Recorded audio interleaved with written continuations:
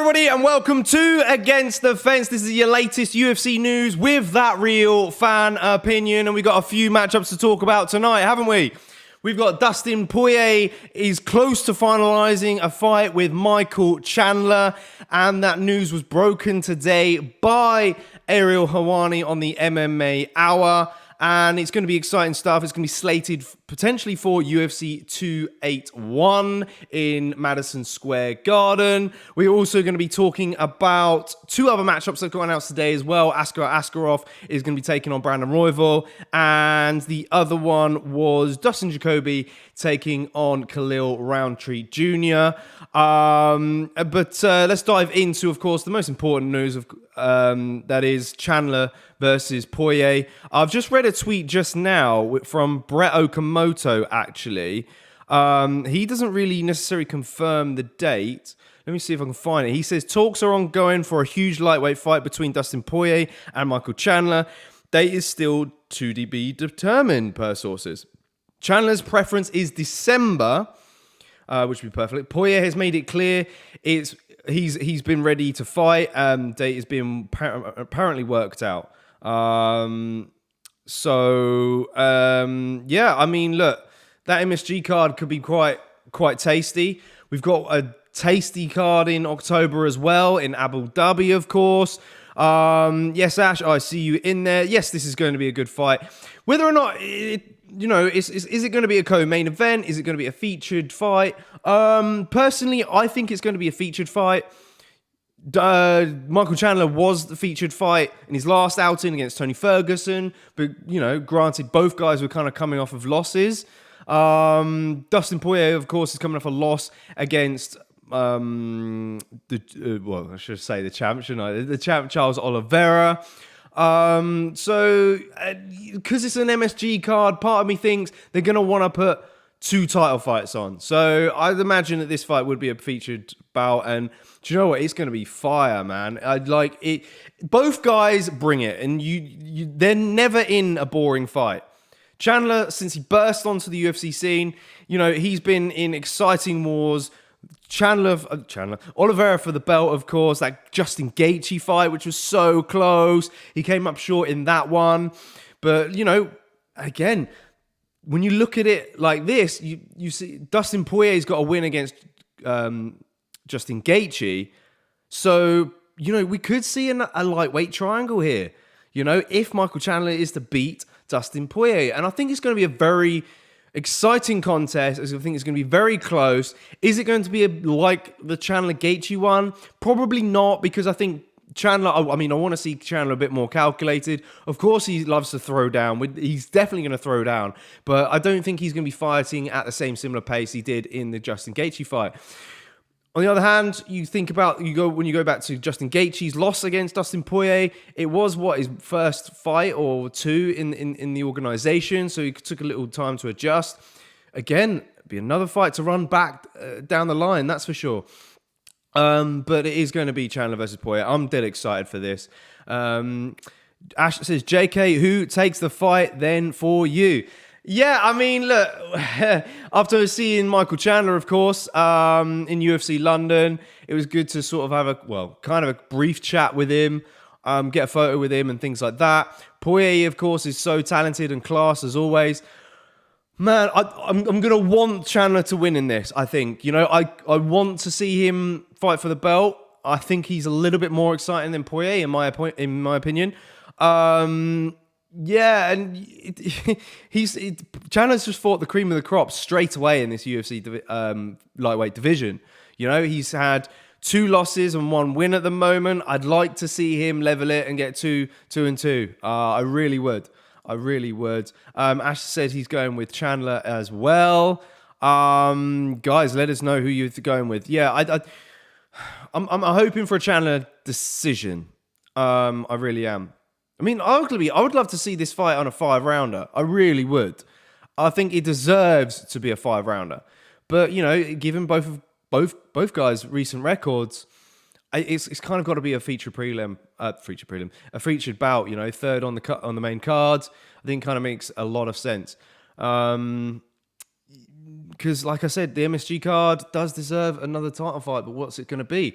Now, looking at that card, nothing's really been announced yet for 281. My guess, it's going to be Jon Jones versus Stipe Miocic as the headliner. I think that fight needs to happen, to be honest. We thought it was going to happen July, this past month, but it didn't materialize. Stipe wanted to wait out that a little bit longer, I think. And look, the end of the year makes a lot of sense. I think Jon Jones likes to fight in New York, so I think that makes a lot of sense. I think that's what they're going to be tying up. In terms of other title fights, it'd be nice to put Figueiredo Moreno on that same card, maybe. Not particularly too sure whether it will or not. I don't think Volkanovski's out. He's broken his hand, so it won't be Volk. The bantamweight bout has already been scheduled. Maybe it could be Rose Namajunas. Actually, no, maybe not Rose. Carla Esparza, sorry. Defending a strawweight crown, perhaps. I said Rose because Rose, I think, normally tends to fight in New York as well. I don't think there's anyone else really that can take it. Usman's definitely not going to. It's not going to be Usman or a Leon winner. It's definitely not going to be Izzy. I'd like to see it be Izzy as a co-main. Imagine that. Title fight co-main on the same card as Jon Jones. I think you're expecting fire. Just looking at the other divisions now, trying to brainstorm. I don't think there's going to be anyone else. Really, I think you're looking at women's. Sure, it could be Valentina, of course. It could be very much be Valentina Shevchenko. I wouldn't be surprised. I think that would kind of make a lot of sense. What else? It's definitely. I think that's about it, really. I think that's probably about it. I can't see it being Amanda Nunes defending either crown. Maybe it happen, unless the UFC could force her to defend the featherweight belt. But yeah, I think that's probably the only options. Glover versus Yuri, says Ash. No, it won't be. Actually, do you know what? No, it could be. But then wouldn't it would be so... Yeah. No, I don't know. It could be. It's the thing. Yuri's so new into the UFC, and he's the champion. He hasn't really had much time to build. I don't know what his popularity is like. So maybe that could be the ideal co-main event. Imagine, and in which case you'd want to then do an interim belt as the main event at heavyweight. Which, it sounds bizarre, but kind of makes a lot of sense, being the weight class above. I think I like that. Because looking at the schedule for the upcoming months, you've got 280s jam-packed already, right? There's two title fights already. That's pretty much done. You've also got UFC 282, which is not in December. That's going to be in Paradise, Nevada. T-Mobile Arena. No bouts scheduled for that yet. So maybe Yuri Glover could be on that one. Then you've got, of course, you got Chimaev Diaz, which is going to headline. That's strange, isn't it? Usman Edwards, there's no other title fights on that one. Maybe. Yes. Dr. P, welcome in, my man. He says, when will the next fight night be back in London?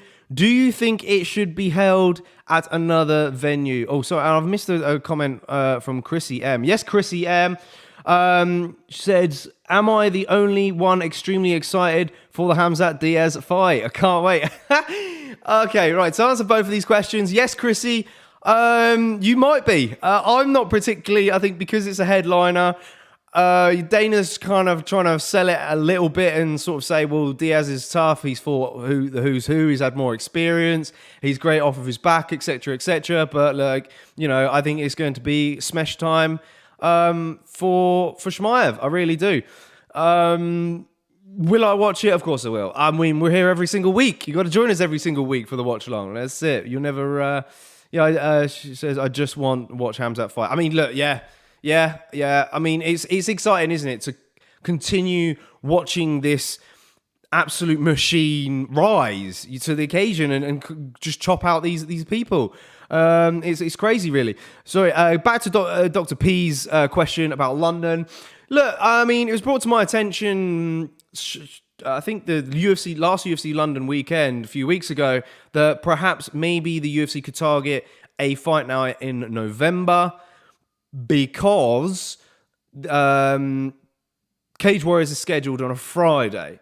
But Cage Warriors usually get scheduled on a Friday. And yeah, it would be ideal to put on a UFC event on the Saturday. But I think the last two ones, I think the Cage Warriors announced it after the UFC. So, I to be honest, mate, I can't see it because who's going to headline that if UFC? I think it'd be next year because Paddy, they want to do pay-per-views for Paddy and Molly now. They want to put them on pay-per-views. So that rules them out. You've got Tom Asamel's going to be out for a year plus. That rules him out. Darren Till, you can't trust Darren Till because he pulls out of pretty much every single fight now. So who else is left? The only option would be Leon Edwards if he beats Usman. But then even so, I can't see the UFC doing a pay-per-view back in the UK. In terms of venue... Is it too soon to talk about Wembley Stadium? Maybe. Is Dana likely to do it? Probably not. I can't see him maybe doing Wembley Arena in London. The only other city I can probably think of, look, it'd be Manchester again. We've been there before in the past. The Echo Arena is a no-go apparently in Liverpool. So look, who knows? Who knows? Yeah, it's gonna be interesting. Tommy says, the Fight Game 247 says, there's only one Jordan Arthur. Thank you, buddy. Thank you, buddy. Thank you, buddy. Chrissy M says, he's amazing. And she's referring to him. But I'm honestly worried about Diaz. I feel as though he has something up his sleeve and will be back out. I mean, and will back out. You're expecting he will back out of the fight? Look, I'd expect that as well. Because I think the fans have been robbed from the Conor fight. I've said this many times before. I think that was the last fight on Diaz's contract that should have been made. That's what the UFC were pushing for. I think Diaz was pushing for a fight. He wanted to see out his contract. The UFC tried to tie him down and keep that kind of time ticking a little bit. But look, it is what it is. Look, I wouldn't mind if Diaz pulls out. I kind of hope he does, but I can't see it. I think we're going to get that fight, and I can't see it being particularly too entertaining. You know, Diaz in his last few has not really showed up and been that entertaining. The only bit of entertainment we saw was that slap against Leon Edwards, and when he clipped Leon in the last round. Other than that, it's just not. It doesn't really excite me. But like I said, I'll probably watch it anyways. Ash pretty much agrees. Dr. P says, yeah, I reckon next year myself. Would be a good to have it somewhere else. Dana don't like English weather. Yeah, exactly. And that's why the idea of having in November, I don't think works out well. I think they'll be back in probably February, March. They usually look for February, March time. That's fingers crossed. But look, we'll be there nonetheless. We'll be hanging around outside wherever venue it is, fingers crossed. And we'll be speaking to you guys, the fans, hopefully, and getting some content with you guys. So, yes. Can't wait for that, of course. Always can't wait for that. Chris M says, originally, Diaz wouldn't want to fight Hamza. He's scared. Yeah, I mean, plus, it's an exciting one for Diaz, really. You know, it's someone, I guess, it's someone who's got a name, which kind of ticks the boxes. But then, you know, he's predominantly a wrestler. You know, I think Diaz would rather someone who's going to stand and trade with him, a bit like Leon did. But yeah, let's move on then let's talk about the other two fights we've made. As I said earlier, I think with prediction, I would like to see Michael Chandler beat Dustin Poirier to be a unanimous decision. I think it's going to be a hell of a scrap, probably a fight of the night as well. I'm all for it, man. I'm all for it. Chris says, did you watch the fight last weekend? Your thoughts? Yes. We did the watch along. We were there. Of course, I watched it. My thoughts, do you know what? We're so busy on this channel. I can't even remember what fight it was. literally, day by day, we grind this stuff out. Pena versus Nunes. Okay, let's get on to that. I mean, I did an aftermath show about it last night. I should have remembered. My thoughts is, you should definitely tune into the aftermath show that I did last night.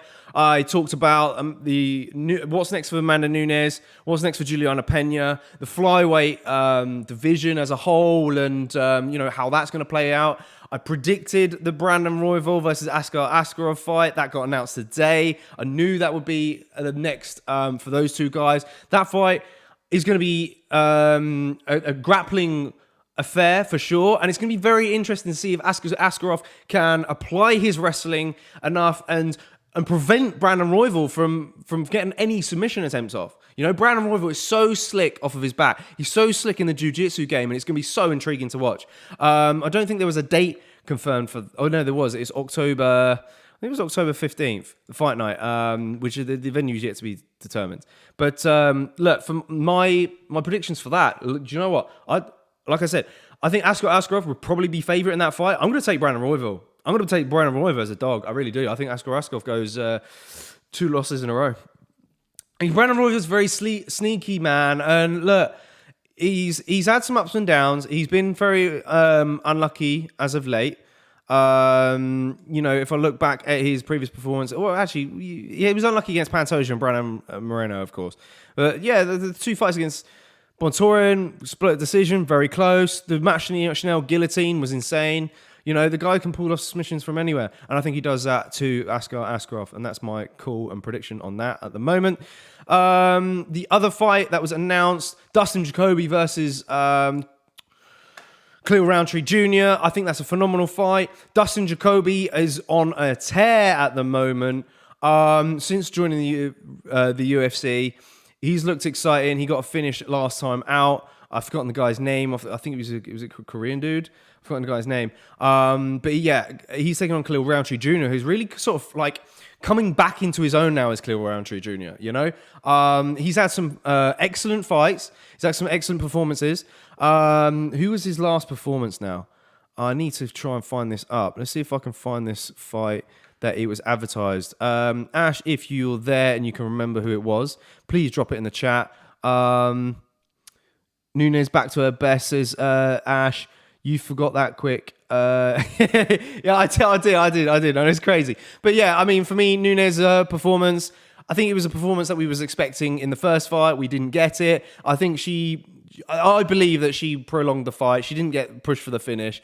Because one, it was, a risky move to take, but I think she wanted to prove a point. And I said this last night. I thought that if Amanda Nunes went out there and finished Pena in the second round, then you could argue that a trilogy would be next, right? Both girls got to finish a piece against each other. Why wouldn't you do the trilogy? The fact that the fact that Nunes went the full 5 rounds, scored 2 10-8 rounds, and just completely whitewashed her for the whole period. I think that warrants to not do a trilogy, in my opinion. But, I guess on the flip side, like we made comparisons last night to GSP and Matt Serra. GSP completely dominated Matt Serra and got I think it was the second round finish. You could have argued that should have been a trilogy, but it didn't happen. I don't know. We're just not excited for it now, are we now? Back onto Khalil Roundtree Jr. Has anyone actually figured it out and got who it was? I'm trying to struck to see who he fought last. Dun Yunjong. That wasn't Dun Jong Ash. Wasn't that Dustin Jacoby's last bout? I should really just search it. Oh, I found it. Okay. No fear, I found it. Carl Robinson. That was it. Yes, the body kick and punches that followed up against Carl Robinson was phenomenal. And Carl Robinson's a very skillful striker himself. Yes, he was falling on hard times. He was on 3 straight losses. But look, Khalil Roundtree, after that Modestus fight, I mean, look, Modestus is our boy. We've had him on the channel. He was our first fighter Q&A that we done. So, I couldn't help but root for that guy. But look, Khalil looked phenomenal against him. He got the job done with that sidekick to the knee. I think he's just finding his own rhythm now. I'm excited for that fight. Honestly, I can't call it. I honestly can't call it. Look, how many is on Justin Jacoby on it in a row now? 1, 2, 3, 4, 5, 6, 7, 8 fight win streak technically, with one draw in there against Ion Cutelaba, which was a split draw, of course. But yeah, he's defeated Michel Oleshejak, John Allen, Darren Stewart, Maxim Grisham. Maxim Grisham's a good win to have, in my opinion. But yeah, Jacoby's on a roll at the moment. It's a toss-up. It's going to be a technical bout. It's going to be very close on the feet. Khalil Roundtree Jr., I think, has more power, in my opinion, than Jacoby. Jacoby's going to be very precise in this fight. So I would favor Khalil Roundtree for a decision or knockout, potentially. I know. I'd imagine Jacoby's going to be favorite in that as well. Yeah, for Justin. Oh, okay. So actually going for Justin. Justin? You mean Dustin Jacoby? Actually, no, he was referring to Jacoby's last fight. Okay, I got you. But yeah, I mean, they've been my opinions on that fight. I think Michael Chandler by decision. Brandon Royval via submission against Askar Askarov. And then I'd take Khalil Roundtree Jr. via decision in that fight. In those fights, for my opinion. This is a new show. I'm JK. Don't forget to hit the like on the video if you've enjoyed this new segment. Don't forget to hit the subscribe button if you haven't done so already, guys. Thanks for tuning in. I've got some work to do because we've got a watch along this weekend. So do stay tuned because we're going to be with you for the main card. Don't watch these fights alone. Come along. Tune in, engage in the chats with other people, engage with us. You know, you get as many shout outs as possible and, you know, enjoy the fights together because that's what it's all about in this community, this fight community that we currently run. And look, Jamal Hill gets a crack at Thiago Santos. Man, you got to stay tuned. We're going to have an awesome breakdown as always. Be ready, be there for the main card. And I'll see you guys there. Stay tuned, stay sexy. Enjoy the rest of the week.